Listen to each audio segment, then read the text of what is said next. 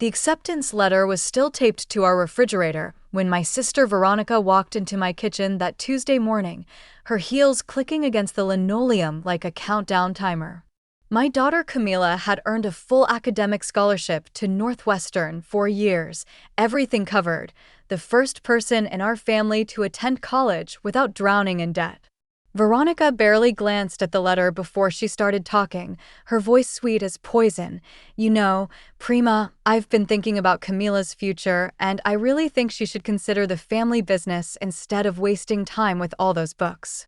The coffee mug slipped from my hands, shattering against the floor as I realized what was happening. My parents stood behind her in the doorway, nodding along like she was making perfect sense, and in that moment I understood that my sister wasn't just offering advice, she was declaring war on my daughter's dreams, and somehow, she'd already recruited my own parents as soldiers. Every morning at 4:30 a.m., I start my shift at Sacred Heart Hospital, wheeling supply carts through hallways that never fully sleep. The overnight quiet feels different from daytime chaos, machines beeping steadily, fluorescent lights humming, the occasional code blue announcement echoing off painted cinderblock walls. I've been a nursing assistant here for 16 years, long enough to know which doctors actually listen and which ones treat staff like furniture. At home in our two-bedroom apartment in Pilsen, the kitchen table doubles as Camila's desk. Textbooks stack beside my work schedule, her calculus homework mixed with my overtime slips. She studies until midnight most nights, highlighter marks covering pages like yellow road maps leading somewhere I never got to go. Camila inherited my work ethic, but none of my limitations. While I barely finished high school before getting pregnant at 17, she devours knowledge like it's food she's been starving for. Her grade point average, 4.7 weighted, hangs on our refrigerator next to her acceptance letters from 6 universities. The Northwestern scholarship letter sits at the top, a full ride that would change everything. My family owns Contreras Auto Repair, a shop on 26th Street that my father built from nothing after immigrating from Michoacan. My brother Miguel runs it now, and my sister Veronica handles the books. It's honest work that's fed 3 generations, but it's also a trap disguised as tradition. Everyone expects the younger generation to fall in line, to choose family loyalty over personal ambition. If stories like this matter to you, hit that subscribe button. We share these truths for a reason. The pressure started small, like water finding cracks in concrete. During Sunday dinners at my parents' house, Papa would make comments about how college changes people, how education sometimes makes kids think they're better than their families. Mama nodded along, serving more rice while explaining how her comadre's daughter went to college and now barely visits, too busy with her important job to remember where she came from. Veronica was more direct in her approach. She'd corner Camila after family gatherings, talking about the shop's potential for expansion, how they needed someone young and smart to help modernize the business. Someone who understood computers and could handle the administrative side. Someone like Camila, who was already so good with numbers. The first real crack appeared in February, during Camila's senior year. I was working a double shift when I got the call from her school counselor. Camila had missed 3 important scholarship interviews, apparently because of family emergencies that required her presence at the auto shop. When I confronted my daughter that night, she broke down crying. Tia Veronica had called the school directly, claiming to be handling family affairs while I was at work. She'd explained that Camila was needed urgently at the family business, that education could wait, but family responsibilities couldn't. The counselor, trying to be culturally sensitive, had rescheduled the interviews. By the time I learned what happened, 2 scholarships had been awarded to other students. Papa defended Veronica's actions during our next family dinner. "The family comes first," he said, his voice carrying the authority of someone who'd sacrificed everything to build something lasting. College would always be there, but opportunities to strengthen the family business were rare. Mama added that maybe this was God's way of keeping the family together, that perhaps Camila's intelligence would be better used helping her own people instead of strangers.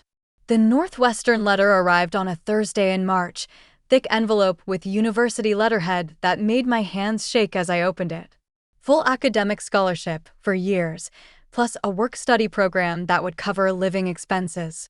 I called Camila at school immediately, both of us crying over the phone while her classmates cheered in the background. We celebrated that night with takeout Chinese food and cheap champagne, planning her dorm room setup and course selections. She'd major in biomedical engineering, maybe go to medical school afterward. We stayed up until 2 a.m., dreaming about a future that suddenly felt possible instead of impossible.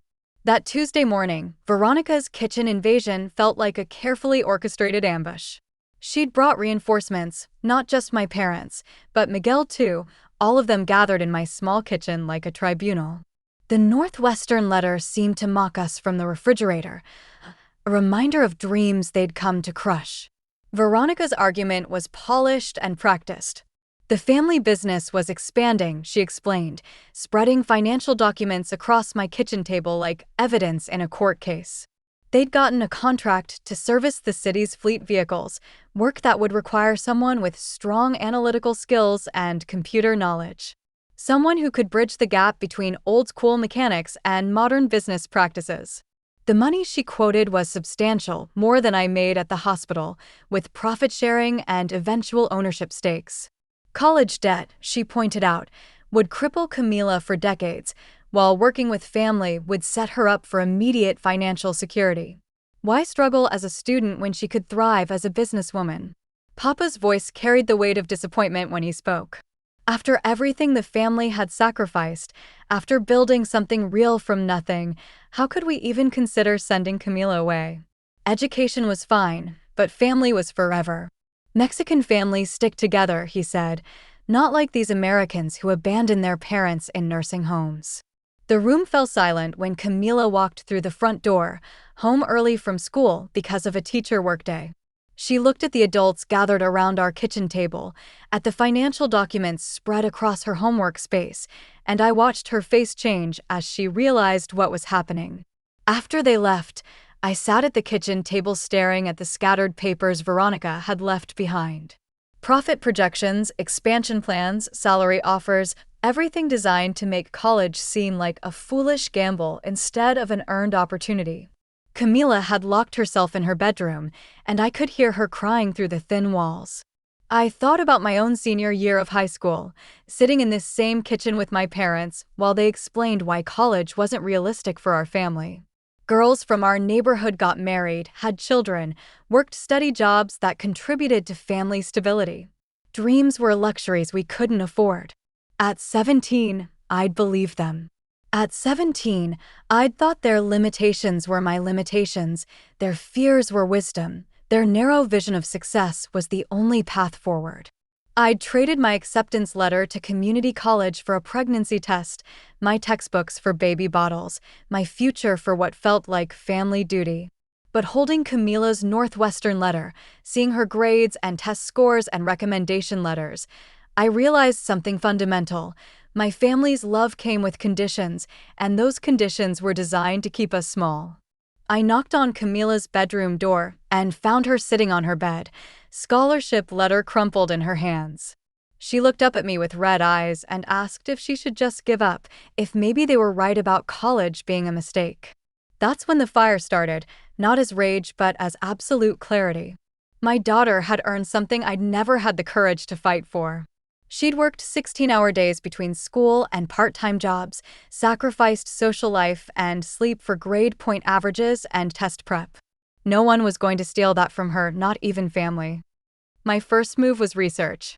During breaks at the hospital, I used the computer in the nurses' station to learn everything about scholarship programs, college enrollment deadlines, and family pressure tactics.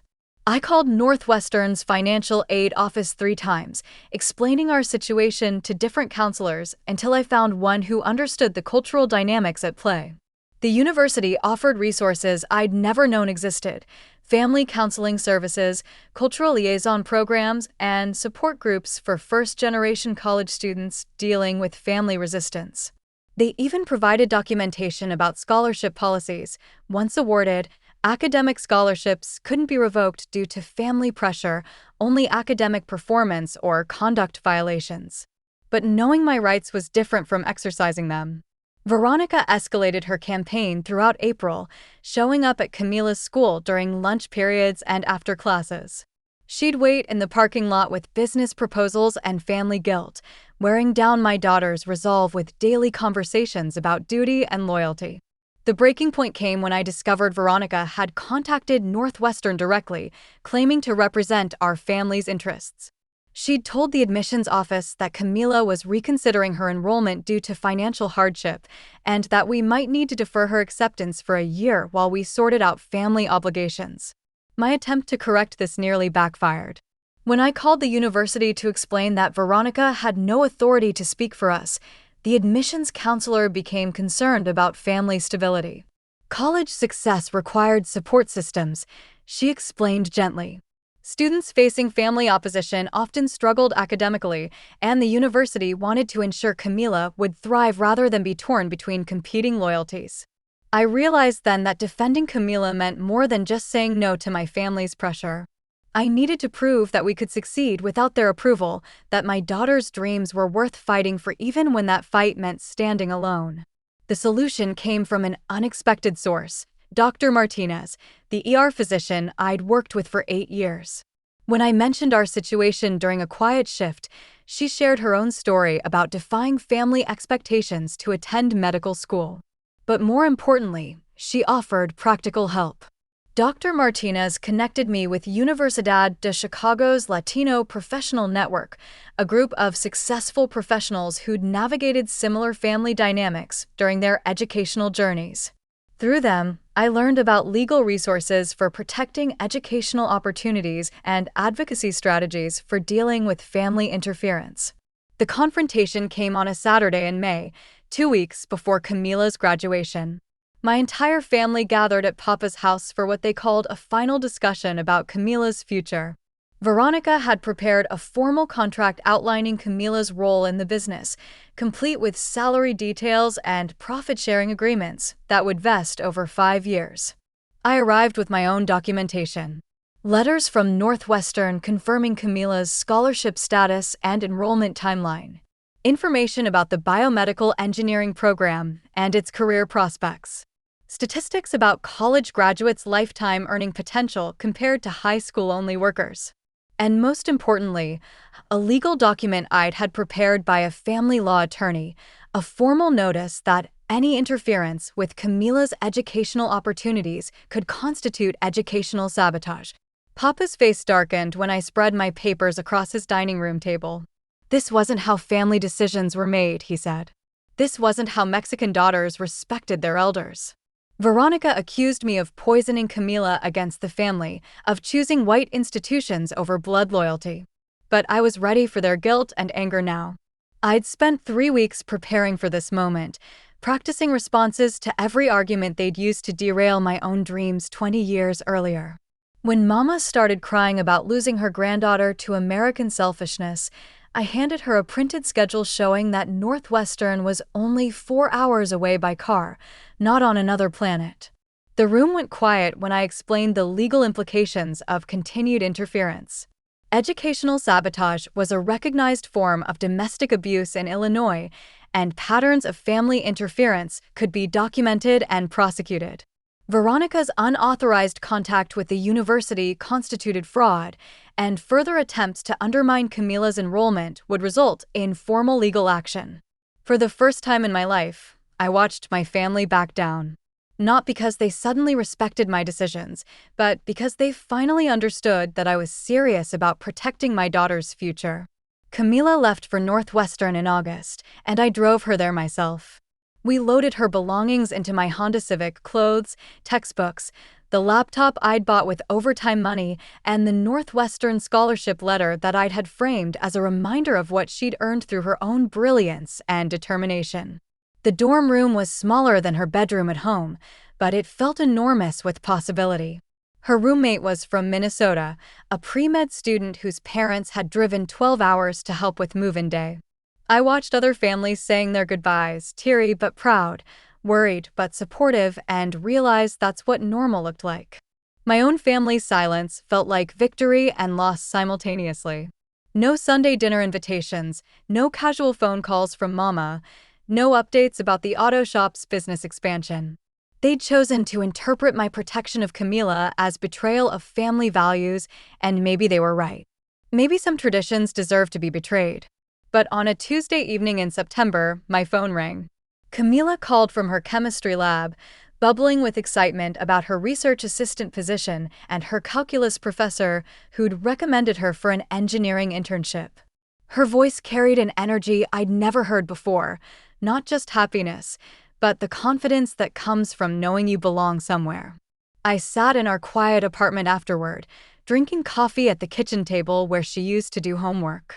The Northwestern letter was gone now, replaced by her first semester schedule and a photo of her with her study group. The empty space felt right somehow, like watching something beautiful take flight. 3 years later, Camila's pre-med now, her biomedical engineering degree opening doors we never knew existed. She calls every Sunday, sharing stories about research projects and graduate school applications and the life she's building one semester at a time. Sometimes she mentions missing family gatherings, but never with regret. I still work at Sacred Heart Hospital, still live in our Pilsen apartment, but something fundamental has shifted.